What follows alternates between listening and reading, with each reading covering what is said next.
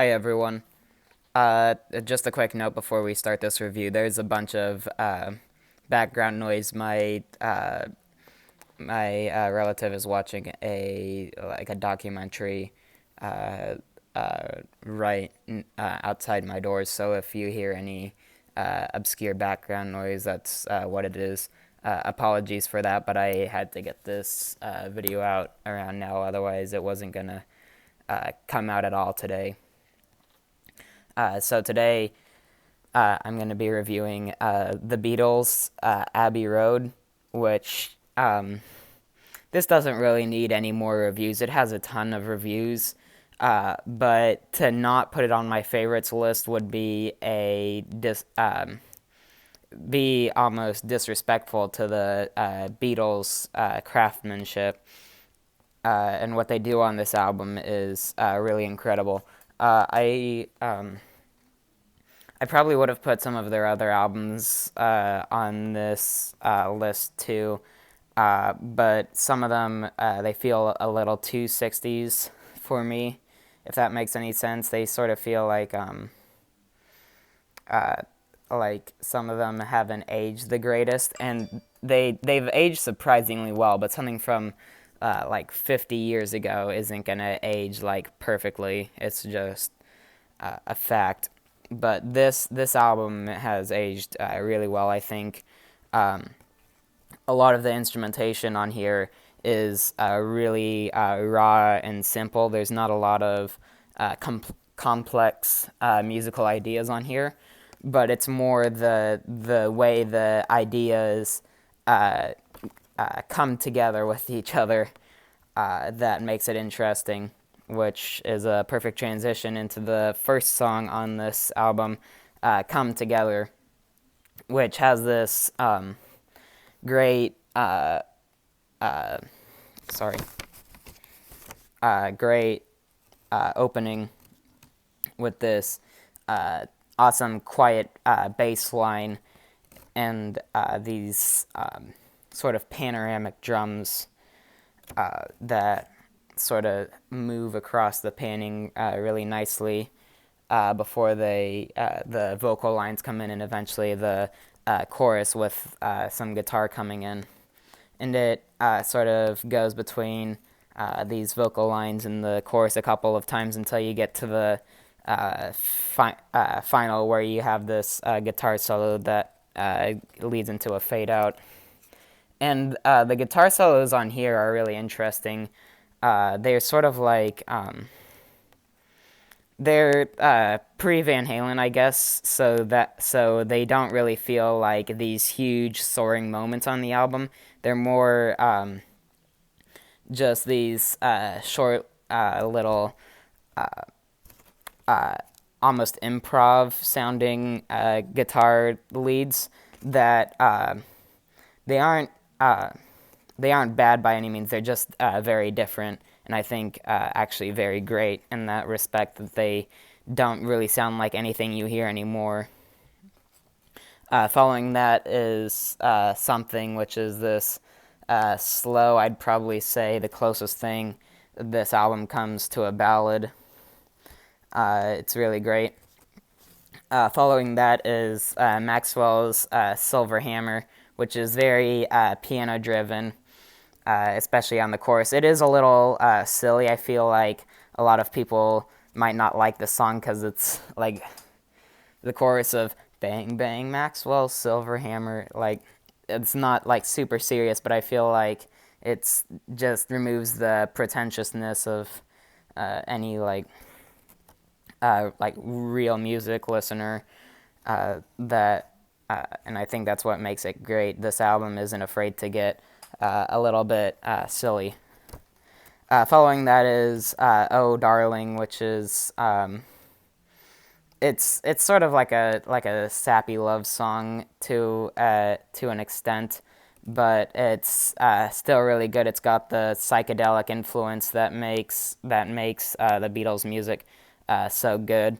I really like it. Then there's Octopus's Garden, which does this really good job. I'm not sure what it is, but it feels like it's underwater. Maybe it's like the reverb put on the guitars and on the maybe the drums to an extent, but it does feel underwater, especially with the singing sort of being sort of I'd sort of say crooning to an extent, but not really. Uh, John Lennon and Paul McCartney on this album have great vocal chemistry. They complement each other really well, and they also do equally as good when they do their own solo singing. Even though I think it's mostly McCartney that does the solo singing. After that is my favorite song on this album, "I Want You." She's so heavy, which in my opinion, like practically invented noise rock. It's this huge 7-minute song that has this really like the first half is super like bluesy with all these sort of pianos and the guitar being sort of in like makes it sound like a lot of blues music. But after a couple of minutes, the vocals completely go away, and you just get this guitar chord. What was that? Just repeating over and over and over, and this like huge sweeping layer of like noise going like up and down, oscillating, I guess is how I would put it. But it all gets like super super intense, and I just love it. It doesn't waste a second. I feel like bands like Swans definitely took some influence from this song.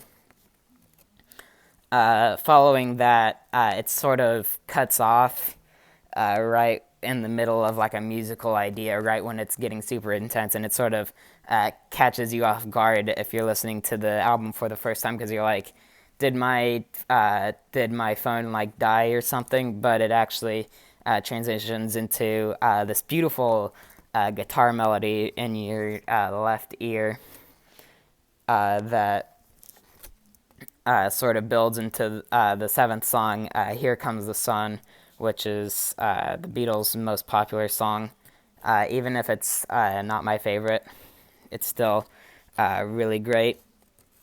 It's got great everything to make a hit. After that, the next couple of songs are really weird experimental stuff.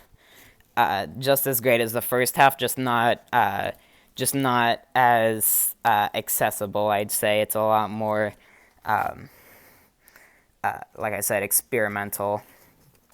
Because has it's sort of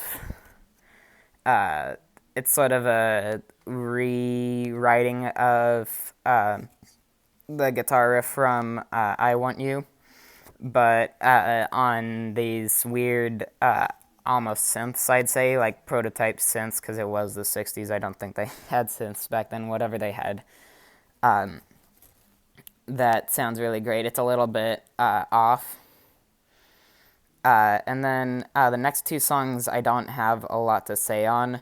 They just weren't super memorable. That's not to say they're bad. I think they're still great, like I've always said. And then following that, the next three are really psychedelic. Mean Mr. Mustard, Polythene Pam, and She Came In Through the Bathroom. I believe each of these is like less than a minute long, and they all flow into each other really well. They almost could have been a single song. And just really great psychedelia. And then the next three, Golden Slumbers, Carry That Weight, and The End, which is the closer, are a lot more orchestral. Even though Carry That Weight sort of breaks into that with this weird chant for the hook.